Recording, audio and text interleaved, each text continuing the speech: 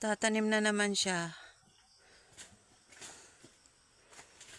Hindi niya hinahayaan na marami yung mga seedling. Kinukuha talaga niya. Tapos inilipat. Hanggang sa maubos lahat ng mataniman namin.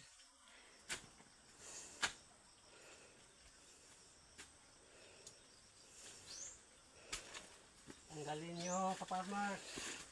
Huwag mo na tara nga marami. Huwag mo na hayain nga lumaki.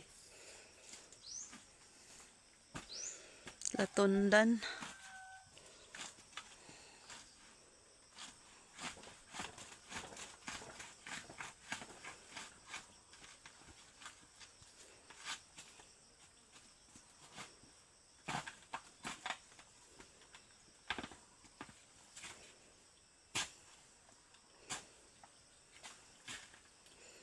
Grabe pawis di ka-farmers eh.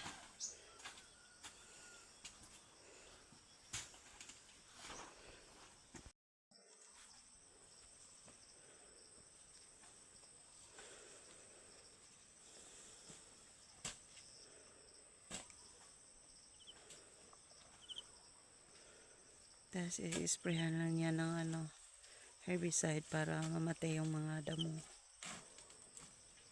Pero pag laki na niyan, hindi na makatubo niyan yung mga damo.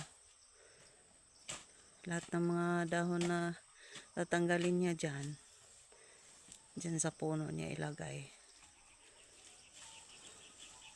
Para din yan. Fertilizer din.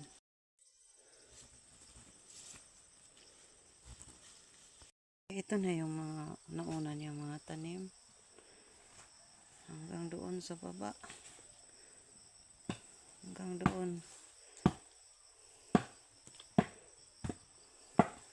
Doon taniman pa yan dyan.